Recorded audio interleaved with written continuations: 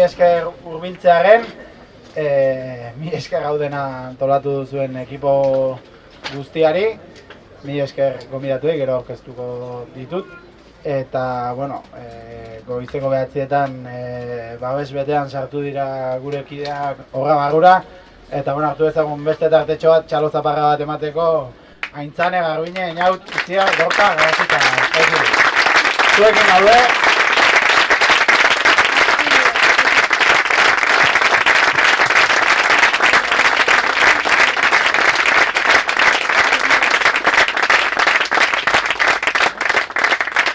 Eta, bueno, komitetik mahainguruak, bakizu egunero mahainguru ezberdinak antolatu dira. Gaurkoan Lurraren defentsan ari diren taldeak izango ditugu hemen gurekin. Nire erituko naiz Aitzol moderatzaile gisa. Galdera pare bat prestatuak ditugu eta ikusiko dugu gutxi gora bera, ordu bete inguruko mahaingurua dugu planteatua. Beraz, hemen ditugu, eskerretik hasita, Ostia kolektiboko Jakez Bortairu, Baionarra.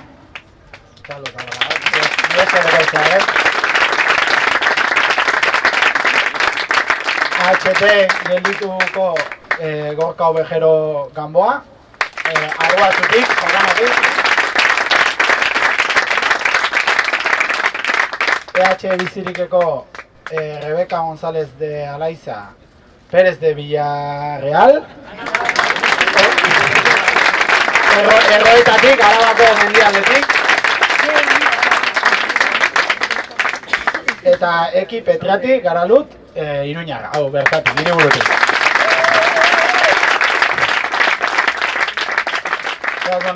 Izango da, erronda bat egingo dugu galdera banarekin bakoitzari, eta gero beste erronda bat, eta gero ja, librean aritu nego duzu bertsolari bezala, edo ikusiko dugu egiten dugu. Orduan, hasiko nahi zuren Rebeka, H Bizirikeko kidea, azaldu guzu favorez pixka bat, H Bizirik zer den, noiz sortu den, gaur egun zein duzuen jarduna, eta ze behar edo lanketari erantzuten diezuen. Asteburuan akanpada bat egin berri duzue, Ulibarri jauregian, eta, nego duzu kontatu ere akanpada nola joan den, eta pixkat zertan zaudeten, hartzazi zure tartea. Bale, Euskal Herria Bizirik zer garen, talde asko gara, hasteko, sare bat osatzen dugu, eta talde askoren artean Lurraren defentsan ari gara, bai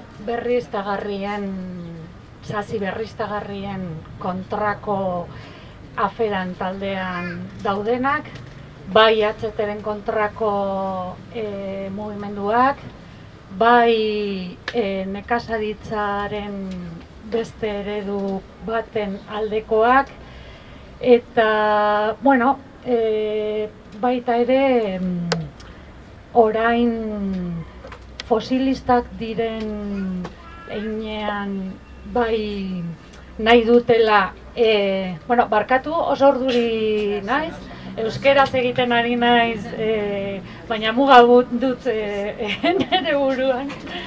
Eta gaur saiatuko naiz ahalik eta hoberen egiten, arabarra bezala. Eta hori, araba da, nik esango nuke Euskal Herriko birikia da. Nafarroa ere horre iparraldea ere badu, ere hori. Eta,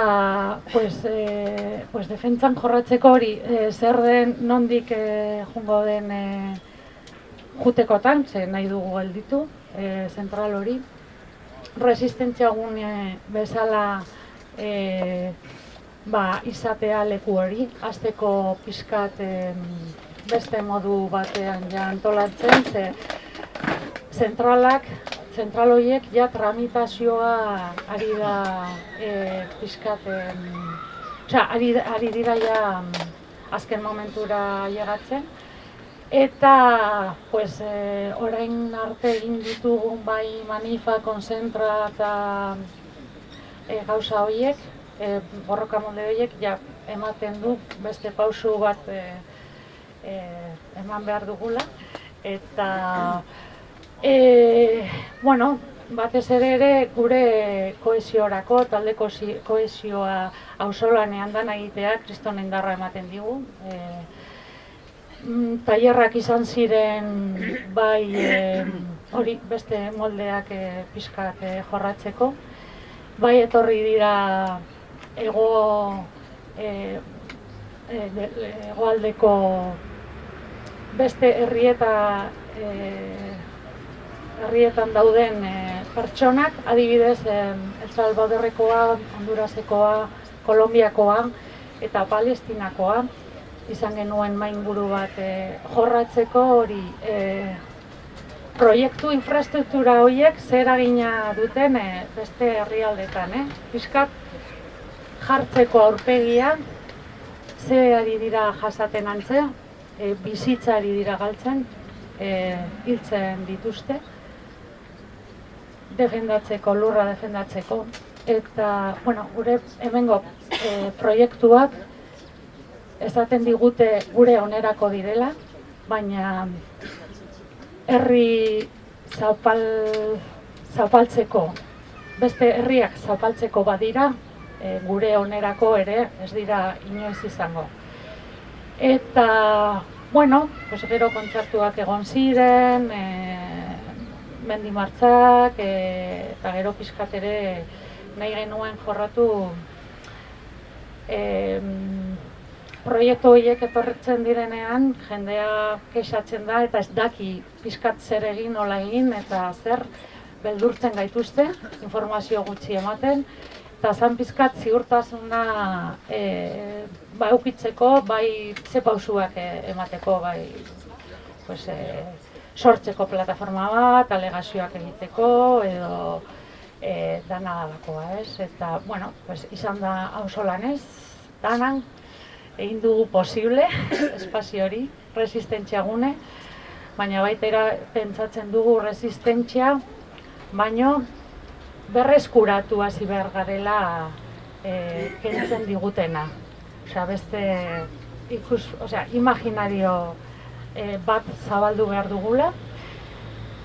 El Salvadorreko batek esan da, adibidez, hemen manifa bat egiteko baimena eskatzen duzue, estan jodidos, esan digute, eta hori da plis-plas.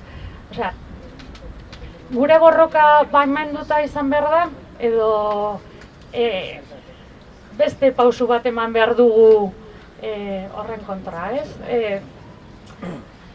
Europar bezala, baina Euskal Herrian kokatuta, gure borrokak izan direnak, orain daude gurekin ere, eta nik uste dut eguna dela lurraren defentsan jarduteko gogoz eta indarrez.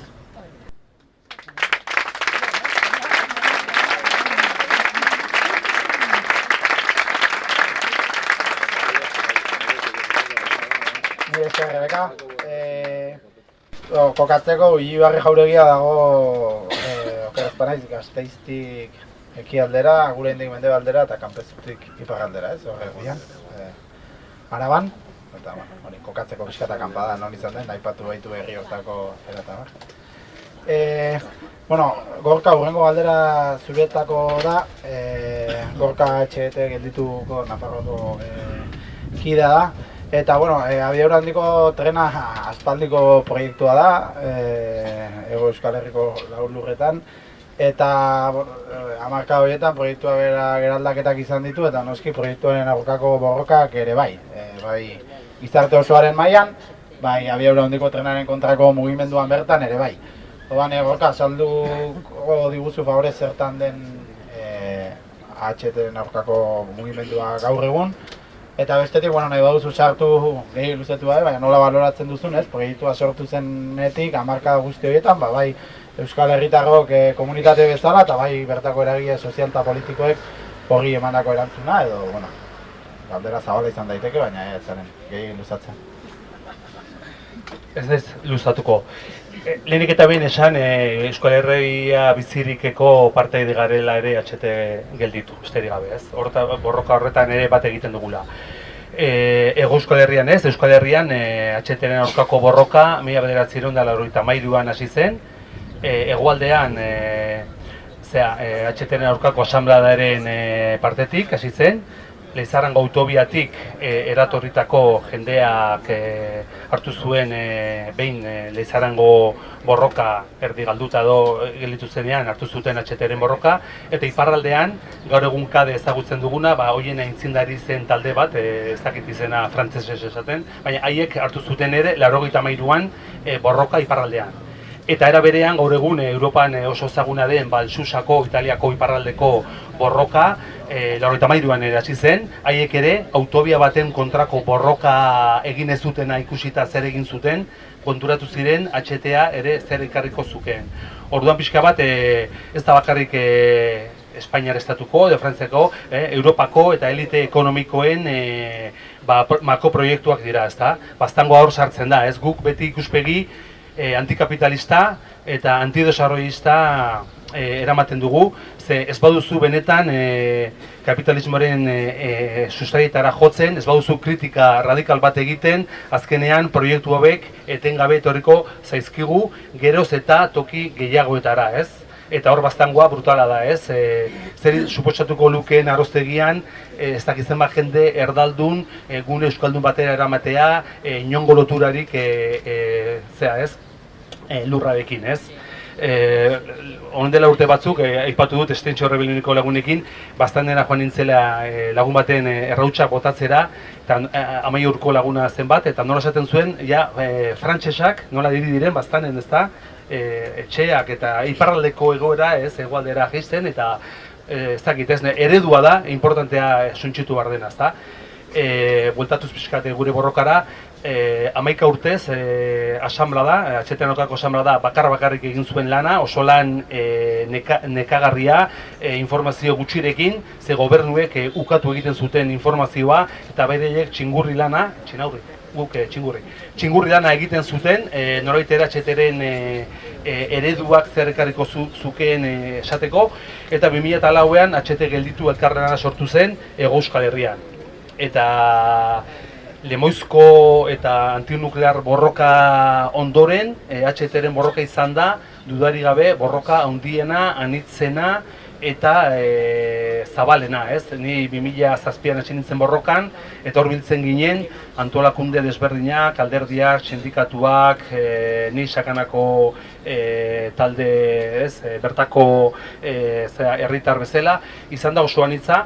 Eta gero, obrak hasi zirenean, 2006an, pitxaka, hainbat bailaretan borrokak behera egin du, eta gaur egun Euskal Autonomia Erkidegoan oso talde gutxi gelditzen dira, Lezo, Irun, Orereta inguruan taldetxo bat, eta hor Bilbo Basaurin beste bat, atxondoka uste dute desagertu zela, eta Araban ere ez dago talderik, eta hori ere, ongartu behar gara, makro azpiegitura bat abian jartzen denean, urte asko emango balin baditu ere egiteko, eta bukatzen duten, egia esan da borrokak ere bera egiten du, ezta? Ez du zentzurik akoduktu baten aurrean enegarren elkarretaratzea egitea, ez? Edo bazoaz bomba bat jartzera, lehergailu bat, ez du zentzurik ja elkarretaratze bat egitea, ez? Horrek ere, hausnartu behar digu, borrokak izan ditzakeen aldaerak, ez? Adibidez, niretzako Usurbilgo Errauskailuaren kontrako borroka oso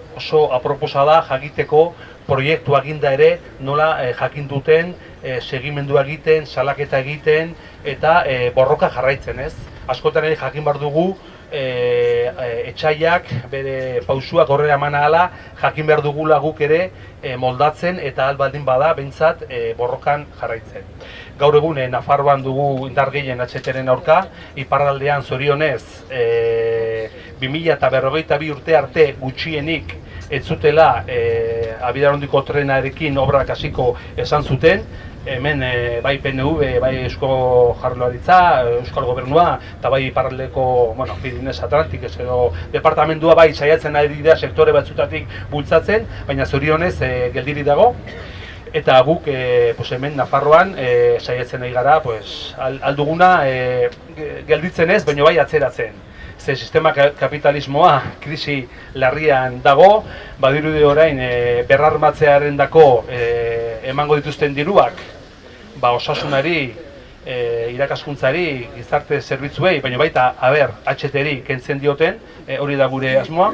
Eta bukatzeko, azkeneko urtetan ere, guartu gara HT-ri emandako diru guzti horiek eragin dute betiko trena norait ere ez gaurkotzea, ez hobetzea eta hiltzen ari da. Eta azkeneko urtetan ere gertatu da bai Estatu Espainiarrean eta baita Euskal Herrian trenaren aldeko hainbat plataformak sortu izan dira betiko trena jende xumea gehien erabiltzen duena, hiri inguruetan aldirietakoak, esaten direnak, terkaniaz, eta gero baita traiekto motzeko edo ertaineko horiek, ez?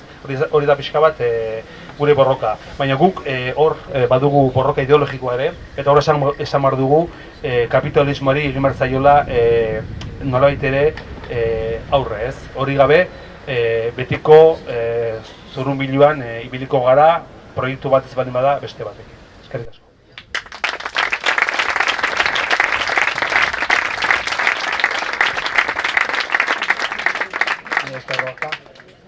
Hor oreka, erraietatik aldatu bitartean aldenari aurre egin, eta ez? Orain, Jakes, zuretzako galdera. Azken aldian Ostia kolektiboak sona hartu du, baina azaldu iguzu pixka bat zeri erantzuteko sortu zineten, eta zerekin zaudeten elkarlanean. Orain, babestu eta ereiteko eremuak dinamika martxan jarri duzu eta horren baitan larun batean landaketa bat egin berri duzue Marianiako lurretan, argazkiren bat ikusi du jende andanarekin, eta nahi bat iguzu pixka bat kontatu dinamikaren berri edo egunaren berri ere, zure da hitza. Bai, egunon deneri, nire esker komitagatik. Beraz, Ostia berez sare bat da, 2021 bateko azaroan sortua, eta sortu zen hor 4 hilabeteko okupazio baten ondotik. Arbona herrian izan zen hor espekulazio salmenta bat, eta hor laborariek deliberatu zuten eremua okupatzea salmenta hori hausteko. Espekulazioa frenatzeko eta bestenaz behin utziz gero ondoko lur guztiak gero eta karioago saltzen dira eta bereziki ez dira gehiago laborantzako lurrak baizik eta aisialdirako edo beste hainbat gauzaretarako erabiltzen. 4 hilabetez beraz jende ondana mobilizitu zen, harremanak lotu, esperientziak bildu eta hori bukatzerakoan hainbat jendek pentsatu genuen hor bildutako esperientzia, lotura eta guzti hori ez zela utzi behar galtzen, bereziki hainbat herritan baitziren alako kasuak. Edo lur espekulazioa edo etxe bizitzaren inguruko espekulazioa. Eta orduan deliberatu genuen kolektibo guzti horiek eta interesatuak ziren pertsona guzti horiek sare batean atxikitzea eta tokiz-toki sortzen ziren borrokak laguntzea. Askotan herri batean badira indar mugatuak eta jendea ez da menturatzen borroka handietan sartzea, baina jakiten badu badela horki berean sare bat, esperientzia, medioak, dirua ere pixka bat baduena, lagungarria da ere tokiko borrokak bultzatzeko. Beraz asmo horrekin sortu ginen eta geroztik hainbat borroka edo hainbat ekintzatan parte hartu dugu, tipi, handi, okupazio, dena delakoa. Gure berezitasuna da ekintza zuzenari ematen diogula lehentasuna, azkira bakarrak borrokan ari garenak noski, batzuek gehiago zentratzen dira arlo judizialean, errekurtsoak egiten, eta hori beharrezkoa da, behar dira mobilizazio handiak egin eta denetarik, guretzat taktika guzti horiek behar dira uztartu borroka bat irabazteko. Eta guk ekintza zuzena diogularik da zuzenki proiektu bat egin nahi duena edo espekulazioaren arduraduna duena zuzenki unkitu. Okupazioa eginez, blokatze eginez edo desarmea eginez. Eta hortarako beraz hainbat okupazio egin ditugu. Beraz azken denboretan egia da Marianiako borrokan ari dira murgilduak, nahiz eta beste hainbat gauzetan ari, baina horrek ditu gure energia gehienak biltzen momentu honetan, laburki gaiteko, borroka hori ez da gaurkoa, 10 urte hasi dela, Hor ere badugu hasieran espekulazio kasu bat, badira lur batzu, laborantza lurrak zirenak, eta duela 5 urte uste dut, orduko kanboko auzapezak lur hoien sailkapena aldatu zuen. Laborantza lurra izatetik lur eraikigarri bilakatu zituen. Noski, hori egin ez gero, jabeak nahi baitu saldu, prezioa biderkatzen da, eta hortarako egin nahi izan zuten. Lur horiek biziki lur onak dira, biziki lauak, biziki aberatsak, laborantzarako lur bikainak. Eta gainera kanbon badira etxe bizitzak eraikitzeko toki frango, etxe huts hainitz, klinika horiak erabiltzen aldirenak, benetan bada toki hainitz hor etxe bizitzak egiteko lurra artifizializatu gabe. Horiek erabiltzen baitute argumentu hori, etxe bizitzak behar ditugu, eta hori egia da, eta guk ere horretarako borrokatzen dugu. Baina ez azlurren kaltetan. Beraz, duela 10 urte borroka hasi zen, naiz eta sunetan txartuko. Frente juridikoan hainbat urrats eman dira, momentuz galdu dugu borroka hori, naiz eta gelitzen diren oino errekortsuak, baina ez dira suspentsiboak eta gaur egunean Bouygues multinazionala, berak eginen baitu, lan horiek, Bouygues nazionalak nahi izan ez gero posible luke bihar etzi lanak hastean. Beraz hor guk deliberatu genuen, hor behar zela preso kolpe azkarrago bat eman. Elkarlanean ari gira, hor bai Ostia, bai LB sindikata, Lurzaindia, KAD aipatu da, eta bertako jendea, tokiko komitea. Eta orduan buruatu zitzaigun lur horietan landaketa bat egitea. Zeren auzietan bai jabeek, bai Ipar Eskualerriko elkargoak ere, elkargoen abokatuek erabiltzen duten argumentua da lur horiek ez direla laborantzako golak, ez direla ustiatuak. Eta faltsua da, hor bada hartzain bat, bere ardiak ematen ditu, belarrak egiten du, beraz guk erran dugu, guk frogatuko dugu benetako lur onak direla laborantzarako eta landaketa bat eginen du. Eta hori da pasaden lagun batean egin duguna, oso komplikatua izan da, eguraldia bizikin hasia izan baita azken hastetan. Bizpailu aldiz behar izan dugu gibelatu gure prentsaroekoa, lurra irautzeko, eta pasaren aste arte dudan ginen, atxikitzen halko genuen landaketa egun hori. Uroski izan dugu edun ederra eta benetan izan da oso borroka egun polita, giro biziki honean, 500 lagun bildu dira, jendeari erran genien makil batekin etortzea, makilak eskual kulturan badu bere lekua, hasi pastoraletatik eta hainbat lekutan, eta frantzes estatuko beste hainbat lekutan, beste hainbat borroketan, makilaren simboloa erabili dute erakusteko borrokan determinazio bat ez. Eta beraz goizeko ibilaldia egin eta gure makil guztiak hor ahotzi ditugu pentsean, landaturik, erranez eta sekulan egun batez lur hori mehatxatua balin bada, denak etorriko gira berriz makilak hartzela. Eta bakizu makilak ere defentsarako erabiltzen aldirela. Eta landatu dira gauzak eta orain segituko dugu pentze hori zaintzen, behar den bezala, horretarako hitzorduak izanen dira, hainbat jendek izena eman du, gero beharko dira asanbladak egin jakiteko hor bilduko ditugun 5 tona patatak zer eginen dugun, eta baina hor hasi da benetan borroka hildu polit bat, eta espero dugu horrekin preso gero eta handiago izanen dela eta lortuko dugula borroka hori irabaztea. Biziki emblematikoa bilakatu da, 3,5 dira, gutxi da, baina borroka hori guk irabazi behar dugu, adibide bat ezartzeko ez, mai gainean, eta beste guziak pentsa dezaten. Kontxo, horako batean txartuz gero, auskalo jendeak zer eginen duen. Parean ere emblematikoa da jentzat, horiek nahi dute ez amor eman erri mudimanika baten aintzinean, hortan da, zer jokatzen da.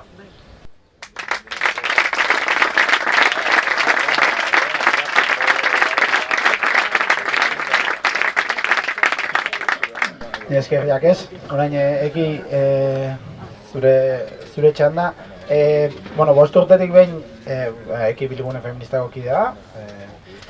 5 urtetik behin emakumeen mundu martxan baitan ekintzak antolatzen dira eta aurten saiatu zarete gure lurretan bizi diren borroka, lurraren aldeko borrokekin uztartzen, ez? Aliantzak indartzeko.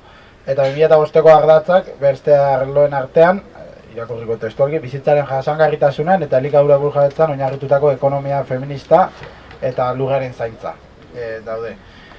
Hainbat ekimen induzu Euskal Herrian baita ere, azaldu guzu pixkat zein izan diren eta nola baloratzen dituzuen eta... Kaixo, egunon denoi, eskerrik asko ere bai gonbidapenagatik. Bai, hori da, Euskal Herriko Bilgune Feministatik Euskal Herriko Emakumeen Mundu Martxako plataforman edo parte hartzen dugu eta esan duzun bezala 5 urtetik behin nazioarteko ekintza antolatzen da. Aurtengo gaiak izan dira migrazio politikak, indarkeria matxista eta lurraren defentsan aktibo dauden borrokak edo erdigunera ekartzea. Eta, pasaren maiatzaren 10ean egin genuen Euskal Herri mailako nazioarteko ekintza, hasi ginena bardean, pixka bat gerraren kontestuan edo momentu honetan, bizigaren gerra kontestu honetan salatzen ez, eta hortik pasa ginen Aramaiora, Gernikara, bilbide oso bat egin genuen, Hendaia eta Irun arteko zubian migrazio politikak salatu genituen eta Donostin amaitu genuen nazioarteko ekintza. Horri igual, azpimarra jartzekotan gaur lurraren defentsan ari garenez, izan ziren gehiago Aramaioko eta Gernikako ekintzak, ez? Hor Aramaion egin genuena izan zen, herri azokatik pasa ginen kale Girandanok baratza batera, eta bertan hazi batzuk landatu genituen, izan zen guztiz performatiboa, baina, salantzeko puntu bat ere bai izan genuen, ez? Batez ere, makroproiektuak salatze aldera, eta gaur ekarri nahi genuena zen pixka bat bertan helarazitakoa, ez? Edo, bai Gernikan, bai Aramaion, mahai gainean jarri nahi genuena, eta hor, lurraren defentsaren aldeko borrokaren irakurketa egiterako garaian, uste dugu egin behar dela jendarte osoaren gaineko irakurketa bat, ez? Eta momentu honetan badakigu sistema kapitalista, heteropatriarkala eta kolonialista den jendarte batean bizi garela, ez? Lurrak eta gorputzak jabetza bilakatu nahi dituena eta horiekin nahi duena egiten duena, ez? Eta hor igual azpimarratzea ere bai emakumeon gorputzak direla lehen desjabetuak edo. Orduan, lurraren kontrako erasoak bere horretan badirela gure gorputzen aurkako erasoak nahi genuen ekarri mahai gainera edo plazaratu, ez? Indarkeria motea honek bizitza sostengatzeko zinbestekoak zaizkigun lurrak xehatzen dituelako, ez? Hor multinazionalak eraginez, bultzatutako makroproiektu espekulatzaileak sustatzen dituelako edo ezartzen dituelako natura jabetza bihurtuz, ez? Eta privatizatuz eta baliabideengatiko gerra batzuk sortuz. Orduan, bortxaz inposatutako proiektu hauek lurrarekin batera likadura burujabetza segurtatzeko ezinbestekoak diren baserriak eta bertan bizi diren herritarren, ez? Edo bertan bizi irauten duten Euskal Herriko herri jakintza eta herritar horiek zuzenean erasotzen ditu eta lurra horiek desagerrarazi edo holako zeozer. Eta guk horren gainean uste dugu begirada feminista ezinbestekoa dela ekartzea mahai gainera, ez? Ikuspegi antropozentrikoa delako ardatz duen, hartzen delako ikuspegi antropozentriko hori, ez? Ardatzat eta hegemonikoa bihurtzen ditu eta erreproduzitzen ditu arrazismoa, ez? Ekosistemaren kontrako erasoak, inkluso menatxeteko kideak azaldu du, ez? Hizkuntzarekikoak eta sistema cis-heteropatriarkala erabiltzen du horretarako. Orduan, guk horren aurrean Euskal Herriaren burujabetza feminista planteatzen dugu, baina, klaro, burujabetza edo aldarrikatzen dugu, baina, klaro, burujabetza feministaz ari bagara eta bizitzako alor guztietan burujabetza feminista lortze horretan ari baldin bagara, tartean lurrarenak ere badira, ez? Lurraren burujabetza edo. Guk nahieran erabiltzeko lur hori, ez? Guk lantzen dugulako lur hori, ez? Komuna dena sortzeko, eta hortik ere bai, jabetza publiko eta komunitarioa oinarri duen sistema bat hartuko genuke ardatz bezala, edo pixka bat eraginez ekofeminismotik, edo orduan feminismotik eraikitzeko ego globalaren espolioan eta zaintza kate globalaren global horretara eramaten gaituen sistema kolonialista hausteko beharra ikusten dugu, eta lurra eta bizitza erdigunera ekartzea, ez? Eta horretarako eraiki beharko genuke ekonomia feminista oinarritzen den edo jendarte bat edo sistema bat. Hor, lurraren artifizializazioari muga jarriko diona, zapalketa eta merkatuaren bidez puztutako alorretan desazkunde bat gauzatuz, ez, inbertsio hori eginez, pixka bat beste aldera, eta bizitza sustatzen duten eremuetan begirunea jarriz edo bide horretan edo norabide horretan ere bai eragin, ez? Ulermena bultzatuz, sormena, gozamena, elkarrana, ez? Irudimena, eta hor ezinbestekoa ikusten dugu borroka guzti hauetan edo egiten dugun irakurketa da begirada feminista beharrezkoa dela.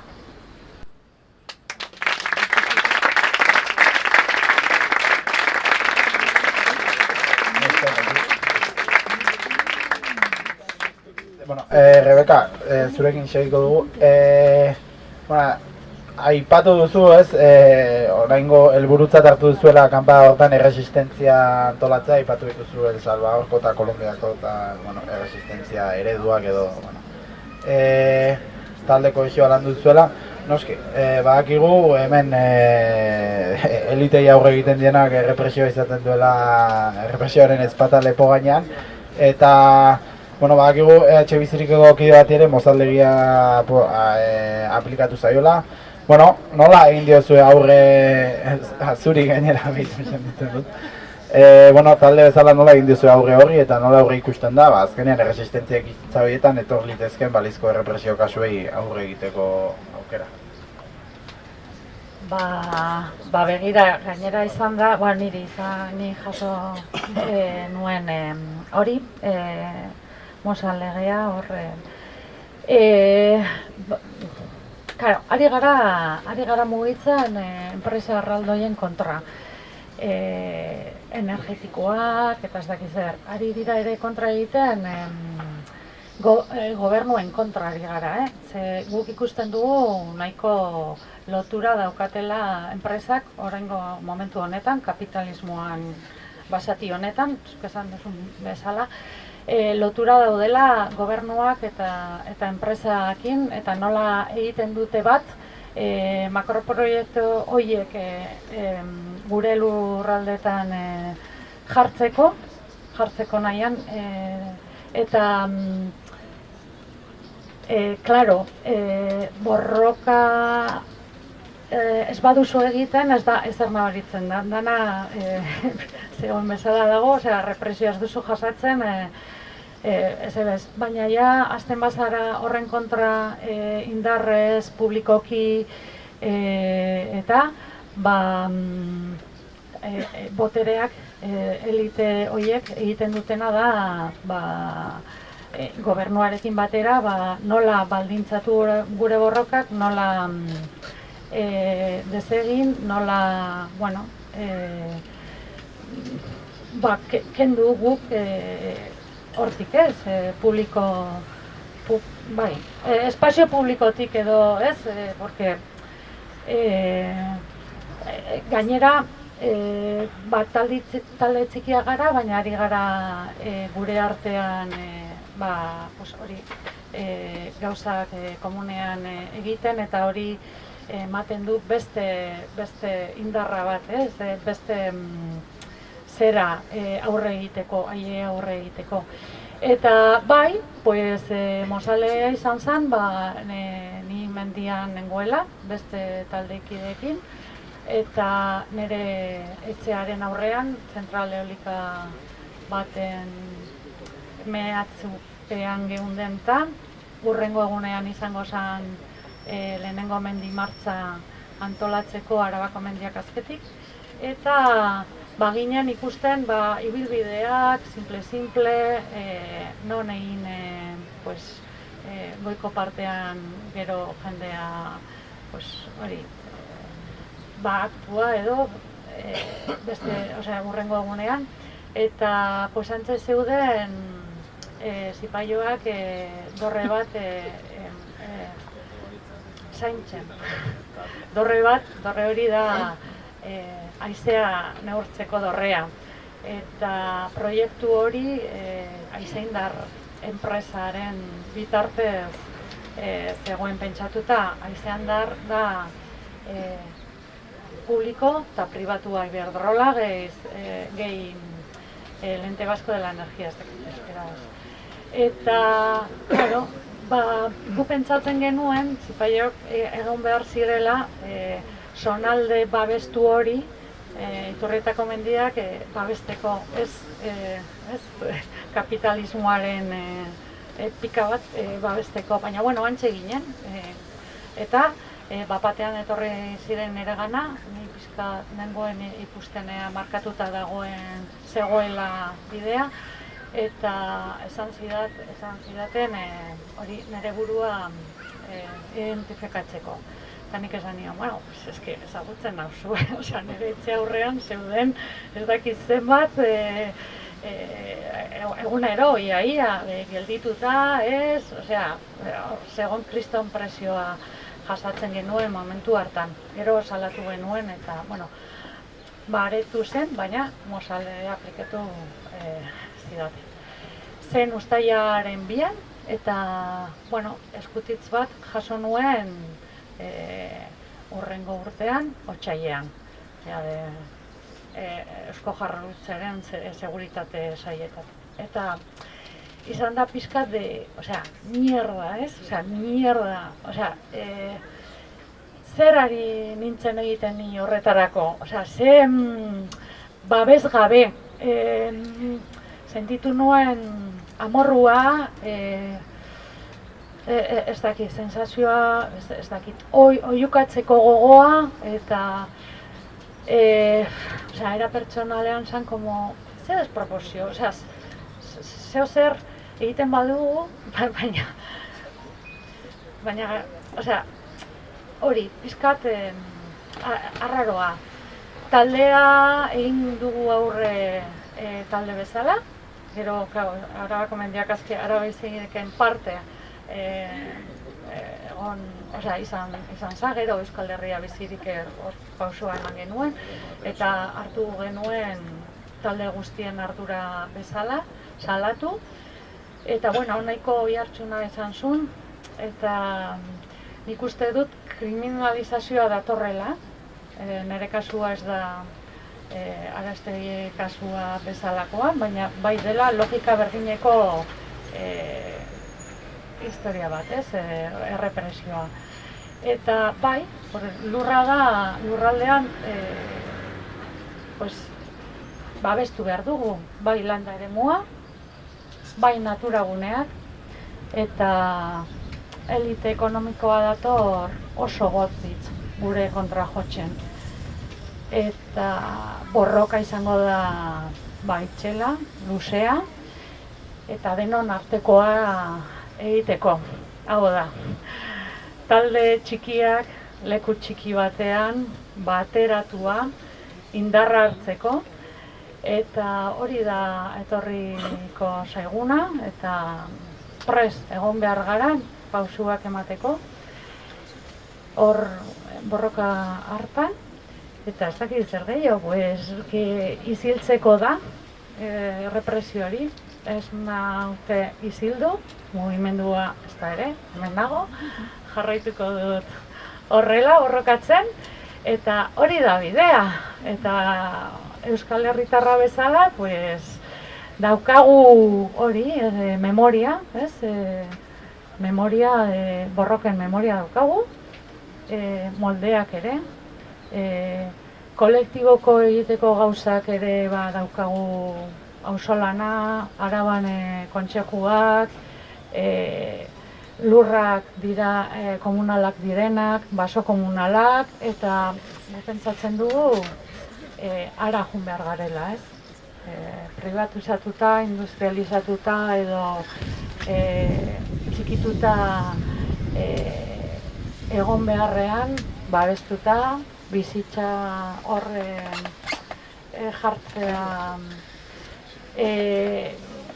ematea baldintzak ere bizitza aurrera egiteko, eta, bueno, luzea, polita da, bide hori, da oso polita, ze da lotura zuzena lurrarekin ematen dizuna. Ze batzuetan kentzen digute hori ere, ez? Ze batzuetan da, bueno, hiritartasun horretan, hiriak batzuetan, hirian bizitzea ematen du, bueno, dana dago hemen, ez? Baina nondik dator etortzen den hori ona, ez? Eta bai, eredu aldatu beharra dago, batez ere, eta pues horretan, danok, prez, ez da? Hori da, ez? Piztu kontzientzia, piztu borroka, eta, venga, aritzeko. Eta mila esker.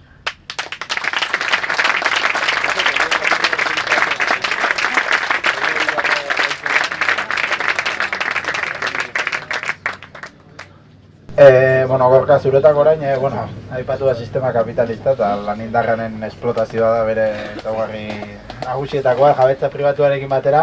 AHT gelditutik esplotazio horren atalik basatiena salatu duzue, aspaldetik jakina da, horrelako eraikuntza enpresa handiek ze baldintzatan izaten dituzten langileak. Baina, urtarrilean publiko egin zen, Tafaiako Monte del Plano tunelean, tuneleko obretan izandako esplotazio kasuak, izan ere ontakoan, AHT gelditu gainbat eragile sozialekin eta bertako langileen testigantzak eta emanaz, publiko egin zuten ez, esklabutza egoera hori. Aipatuko dizugu pixkat Gorka, askotan nola hurbildu zineten langileen gana, nola izan zen lanketa hori, nola enteratu zineten, nola saretu zineten ere publiko egite horrek indar bat izan zezan, zuk nahi duzun xehetasunetan. Nafarroaren kasuan, ze aurretik Euskal Autonomia Erkidegoan lanketa bat egin zuen sindikatuak eta liburu bat dago, Zuloan deitzen dena, eta hor ere esplotazio kapitalista bete-betean eman zen AHT-ren obretan. Esan behar dugu AHT-ren obrak oso garestia direla, diru publikoak enpresa pribatura doazte, sistema kapitalistak eta bere komunikabideek lortu izan dute, batez ere hiri eremuetan jendeak uste izatea AHT onuragarria dela eta beharrezkoa eta ekonomia sustatzen duena. Hainbat ikerketa, dozenaka ikerketa egon diren dauden arren esaten dutena ez duela sustapen ekonomikorik egiten, ez duela lurraldea saretzen eta hori dena, baina guk eskualdetan bai lortu izan dugu norbait ere AHT-ren kalte guztiak azaleratzen eta jendeak barneratzen, baina horietan ez. Orduan, bai sistema politikoak eta komunikabideen laguntzarekin lortu dute, uste izatea ona dela, orduan, milaka milioi euro joaten dira AHT-ra, diru publikoak privatizatzen dituzte, lur oberenak hartzen dituzte, eta gainera jendea sinetxia dago onurako izango dela, ezta? Hori guztia jakinda, bertan lan egiten duten jendearen bizi baldintzak, guk esklabotzat jo ditugu, bertan etengabeko ordu amaigabeak egin izan dituztelako, behartzen dituztelako, askotan segurtasunik gabe, eta baldintza oso kaskarretan, ez? Nafarroaren kasuan, pertsona batek jarri zuen Labe sindikatuaren aurrean salaketa bat, eta Labetik heldu zitzaigun salaketa eta egoera horren berri, eta orduan lortu izan genuen Tafallako Monteplano tunelean lanean aritutako 3 pertsonen testigantzat jasotzea. 2 etorkinak ziren, Hego Amerikarrak, horrek suposatzen ziren ere arrazismo brutalarekin, eta bestea Espainiako lurraldekoa zen, ez? Eta haien testigantza jasota ikusi izan genuen zelako baldintza benetan arriskutsuak heriotza sortzeko momentuekin, arrazismoa, drogak, alkohola, nola da, diesela erabiltzen tunelen barnean, horrek suposatzen duen kutsadudarekin, portuges langile batzuk askoz ere gutxiago kobratzen lan baldintza berberekin, nola batek gozaltzen zuen edo amarretako egiten zuen eskabadoran bertan, den hautsez beteta, bueno, izugarria da, ez, bere garaian, guk sinesgarria da nola enpresa handiek, Acciona, eta holako jendilaje nazkagarri horiek obrak hartzen dituzte, etekinak beraiendako izaten dira, eta gero pasatzen dizkiete obrak UTE deitzen diren enpresa txikiei. Eta enpresa txiki horiek inkluso eskualdeko beste batzuei. Eta azkenean, jende gixajoa, langile xumeak, ari dira baldintza izugarrietan lan egiten, eta etekinak putakumio horiek nora hartzen dituzten. Horren da, eskandalagarria. Eta zuk esaten duzu, hainbeste diru eta sikiera langileek ez dituzte ikusi behar, ez? Batek ni egon nintzen beren testigantzak grabatzen, eta gelditu zitzaidan nola bazegoen kable handi bat, ze berez diesela ezin da erabili, orduan elektrikoki egin behar dute, orduan kable elektriko oso potentea tunelaren barnera, baina utzikeriagatik kable horrek plastikoa hautsia zuen, eta putzu batean txinpartaka ari zen elektrizia. Toran putakume bat, enkargatu ingeniero asesino bat, esaten zion honi, saca el cable de ahí. Atera ezazu kable hortik. ¿Cómo que saca? Que está chisporroteando eta. No, saca el cable de ahí. O sea, esaten zion putakume horrek, zure bizitza jartzazu arriskuan, hor. O sea, hori da maila. Ni eta hor dagoen, Julio, egon ginen Oviedon eta Xixonen, egon ginen Ubieo eta Xixonen Asturiarez, egon ginen itzaldiak ematen, eta itzaldi batean etorri zen Pajareseko tunelean egondako langile bat. Pajares da Leongo bailaretatik Asturiasera egiten duen portu handi bat. Eta hor, HT-ren proiektua egin zuten tunel izugarri bat, etengabe urak zituena eta 10 urtez luzatu dena, eta Leongo bailara ezeak uri gabe gelditu direnak, herri txikiak, beti ere, herri txikiak, nor gelditzen da uri gabe? Iruña geldituko da, Baiona geldituko da, ez, herri txikiak gelditzen dira.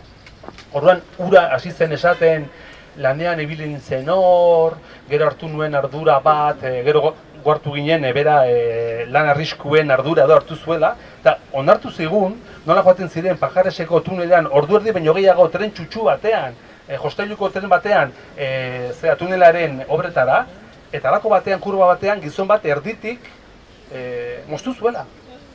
Eta berak sinatu zuen, horregatik badakigu lan arriskuen ardura bezala, bihotzekoak eman dio. Hori da Pajaresen, orain dela zenbat urte, 15 urte edo.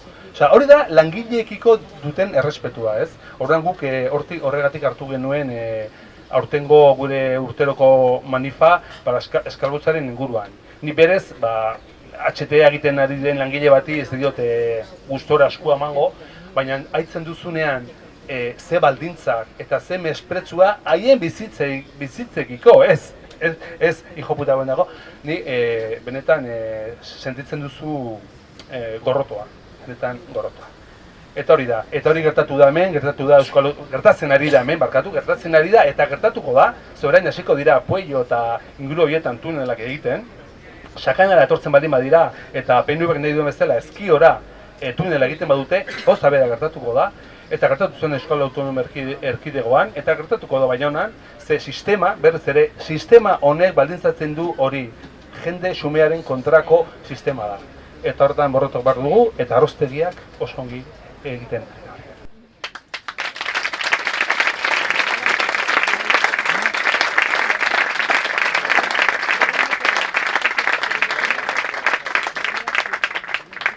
Bueno, jakez, aipatu duzu lehen ez, zuen bereizarre, Ipar Euskal Herrian talde ezberdinak zaudetela lugaren defenditzan, eta batzuk epaitegietaz arduratzen direla, eta zuen ezaugarria dela ekintza zuzena ez, eta espekulatzaileen eta arduradunen seinalatze zuzena, eskartxe edo esaten dena ere bai ez, etxeatarietan edo negozioen aurrean, noski, lehen esan dugun bezala hori ez da gustatzen, etzaile gustatzen, eta horrengatik ere zuek epaikerietako bidea ezagutu duzue. Azalduko diguzu pixka bat nola diren zuen errepresio kasu edo kasu judiziala.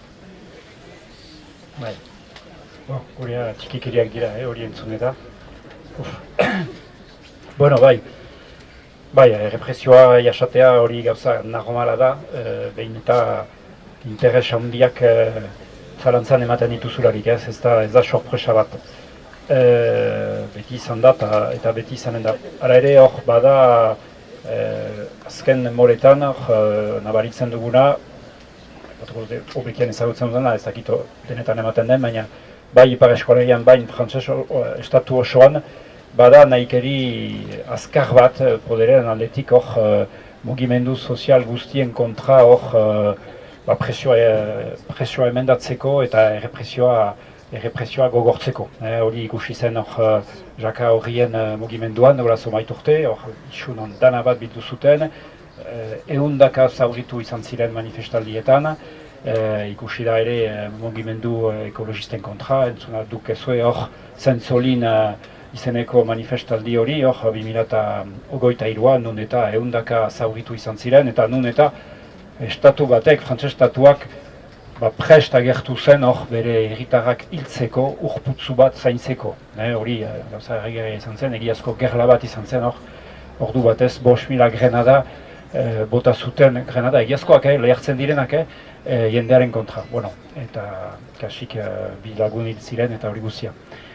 Beraz, bada joera hori, bada frantses estatuan eskuindara legatzeko mugimendu azkar bat, Frente Nazionala dugu lehen indar politikoa, eta zentro edo eskuineko beste indar guztiak giberetik ari dira, gero eta gehiago errepresioa eskatuz, eta ekoterrorismoaren konzeptua ere sortu dute, eta beraz, kuadro horretan dira gertatzen, guk jasaten ditugun, errepresio kasuak ez direna, nengoa bezain larri edo entzun duguna bezain larri.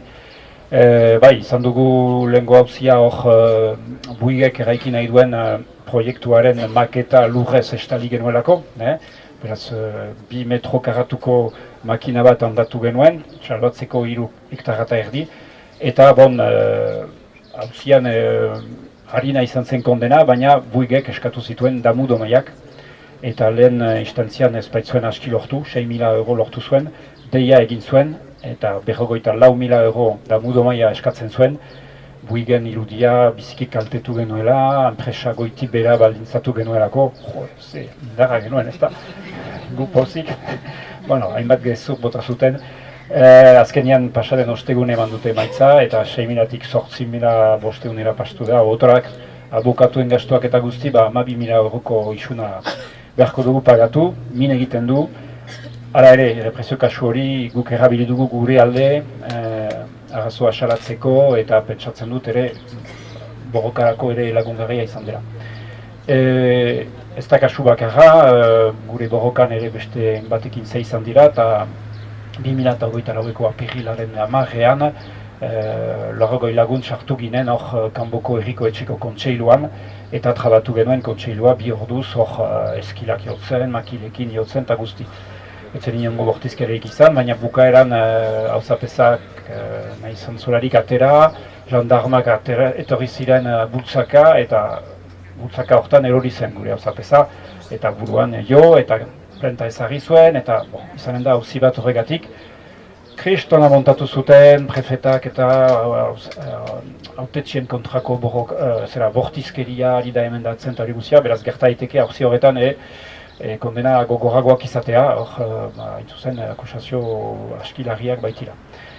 Eta gero beste kasu bat, hor jaz izan zen espekulazio kasu bat, hor etxe bizitza bat karrio saduztelako, biziki karrio, eta horren kontra egiteko immobiliario agentzia bat okupatu genuen, bi orduz, eta horren ondotik ere, inkesta bat izan da, 9 hilabetez, pauetik jandarmak etorri dira, hainbat jende galdezkatu, atxilotu, ez dute zer atxeman, azkenian prokuradoreak, fiskalak, erabaki du 7 lagun auziperatzea, duden iraian gertatuko dena, ala 2 orduz lokal komertzial bat okupatzea gati. Beraz, eta ezer eta pitxik, baina ere ematen dute denbora, ematen dirua hortan, benetan presionatzeko, gu saiatzen itotzeko isunekin, jendea beldurtzeko, gero jendeak petxatzen du horrengo ekintza egiterakoan, kontsua hori gura bestea.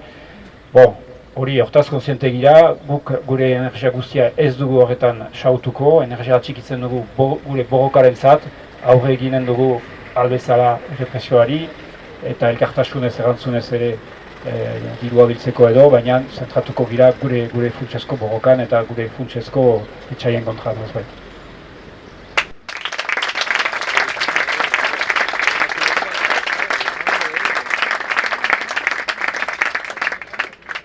Bueno, zuretzat pixka galdera orokorrago bat.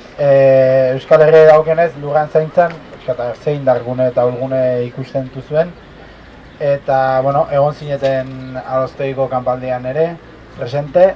Eta, bueno, pixkat nola baloratzen duzu Aroztegiko auzipetuen aldeko mugimendu hau eta proiektuaren kontrako ekimena. Bai. Bueno, utxunei lurraren defentsan aldeko borrokan utxunei erreparatuta edo igual lehenengo elementua izango litzateke lurraren defentsan ari garenok orokorrean garela igual lurrarekiko atxikimendu bat daukagulako, ez? Eta horrek esan nahi du gehiengo bat ere bai direla, kasu honetan ni hiriburuan bizi naizelako, baina ez, landa eremuko kideak edo dena delakoa. Eta hor nire ustez ekarri behar dugu mahai gainera hirietatik, ez, edo industriagunetatik, hiriburuetatik badaukagula ere bai landa eremuarekiko edo lurraren defentsan borroka elikatzeko ere bai ardura, ez? Eta hortan ere bai aritu behar garela. Orain arte egindako irakurketa, ez? Geroz eta kapitalistagoa den jendarte batean bizi garelako, geroz eta irizentristagoa den jendarte batean bizi garelako, geroz eta badago korronte bat edo badago bultzada bat geroz eta gehiago bizitzeko hirietan eta landa eremuak, ez? Alde batera usteko edo bertan ez bizitzeko edo zailagoa delako edo, ez?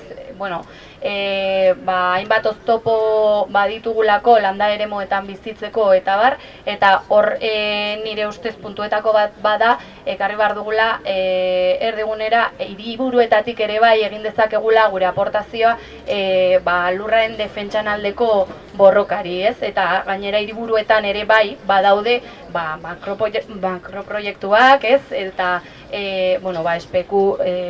proiektu espekulatzaileak eta bar. Beraz, horri igual arazo larria daukagu, kontzentza falta bat dagoelako, ez? Eta buelta eman behar diogulako pixka bat hori edo saiatu behar gara beste modu batera irakurtzen edo kontzientzia zirikatzen edo dena delakoa. Eta bizi eredua, batez ere bizi eredua gaur egun jendarte sistema kapitalistak bultzatzen duen bizi eredu hori eraldatzeko.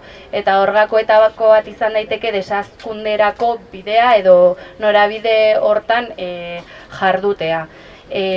Bestetik lurraren zaintza edo zaintzak landa eremuan beste eremuetan dituen aldagai asko dituela jarri nahi genuen mahai gainean, eta hor lurraren zaintzaren inguruko irakurketa egiten dugunean feminismotik ondorioztatzen dugu feminizatua dagoela guztiz, gutxietxia familia heteropatriarkala erdigunean jartzen duena, klaseak eta jatorriak ere bai, ez? Guztiz zeharkatzen dituela, privatizatuta dagoela, eta horrek eragiten duela ere bai lurraren aldeko borroka lurraren aldeko borroka, baina en general beste borroketan ere bai borroka molde oso maskulinoak ditugula. Eta hor berriro ere, begirada feminista horren beharra, ez? Euskal Herriaren, hor ekartzen dugu beste irakurketa bat dela, Euskal Herriaren mentalitatea edo egiteko moduak, ez? Edo iragan kolonialista horren aitortza falta dugula, ez? Gure lurrak logika horren baitan kudeatzen ditugulako, eta orduan, feminismotik etorri da ariketa hori beste batzuen artean kidea razializatuak eta migratuak interpelatu gaituztelako, ez? Eta ariketa hori ez da amaitu, osea, etengabeko ariketa da, begirada feminista hori edukitzearena, baina baita ere begirada dekoloniala edukitzearena. Denok egin beharko genukelako ariketa begirada dekolonial hori edukitzeko eta batez ere gizonek begirada feminista hori ere bai edo begirada feminista horretatik jarduteko eta pentsatzeko. Horrek ez du esan nahi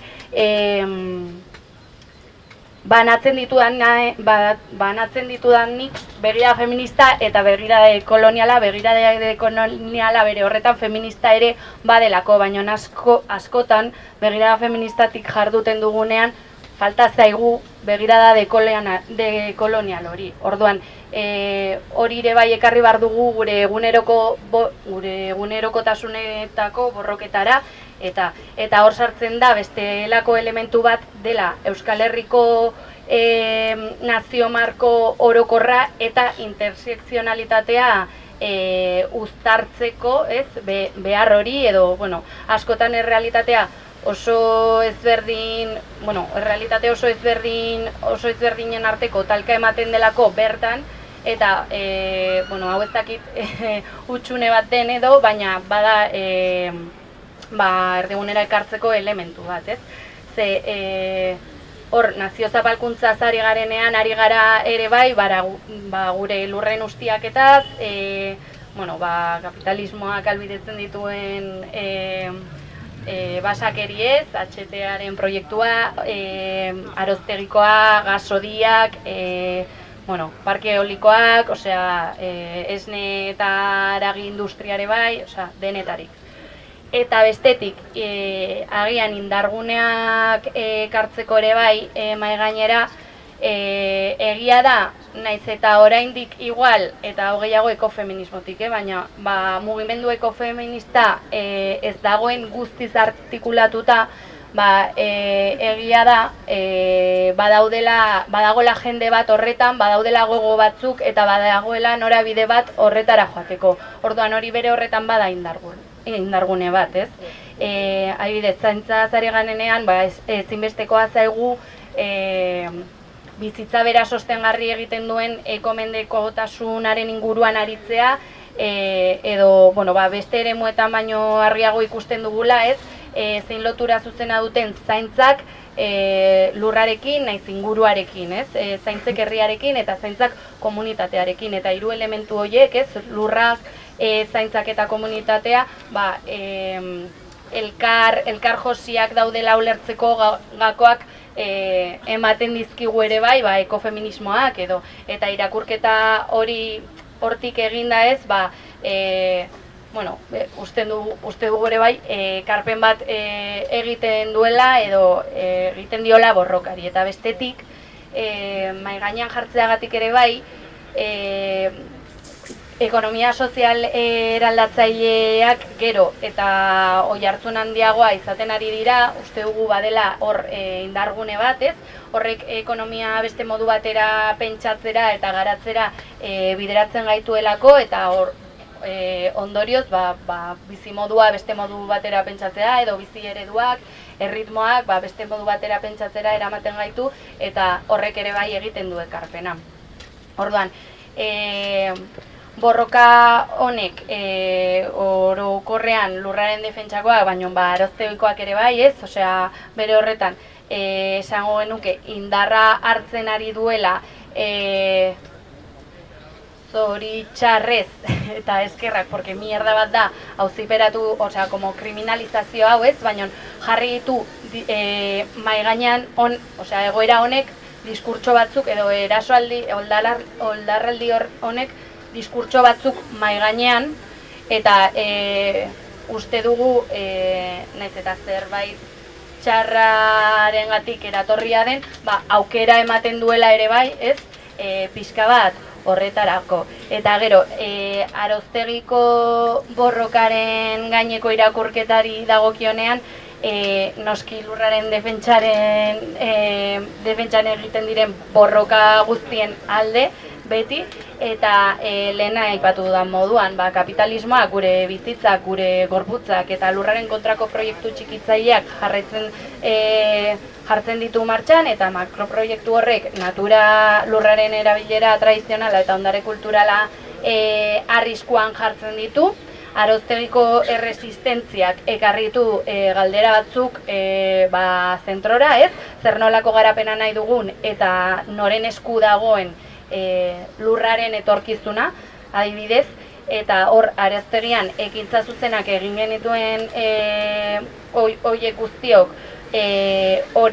proiektu horiei marragorri zuzena jartzen saiatu ginen makroproiektu horri, ez, eta gure ustez hori da egin behar dena, osea hori da bidea, Ostiako kideak esan duen moduan, ez? Ekintza zuzenean bidez, nahiz eta marko orokor bat edo diskurtso bat zabaldu behar dugun ere bai jendartean, eta hortik elikatu behar den borroka, ekintza zuzena ezin da galdu.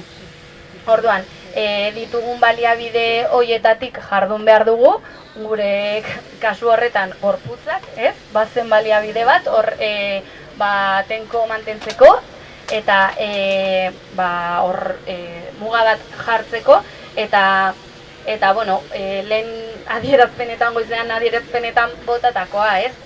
Herritarren, osea, proiektu horren aurkako zera, herritarren desobedientzia zibil baketsua, eta lurra, ondare eta natura eta ondarearen aldeko jarduena kriminalizatu nahi izan da, adierazpen askatasunaren eta eskubide zibilen urraketa argi bat da hau, gainera horrelako epai prozesuek mehatxu efektu bat edo izaten edo sortzen dute, ez, herritarrei mezu argi bat bidaliz dela protesta egiten baldin baduzu, ondorio ekonomikoak eta penalak izango ditu, ez?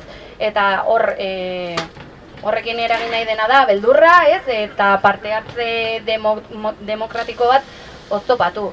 Orduan, azken batean, Aroztegiko 7 lagunen aurkako epaiketa, osea, egiten dugun irakurketa da, zuen iguala, ez? Aroztegiko 7 lagunen aurkako epaiketa ez dela soilik pertsona horiekiko epaiketa bat, baizik eta herri mugimendu osoa herri mugimendu osoaren aurkako eraso bat.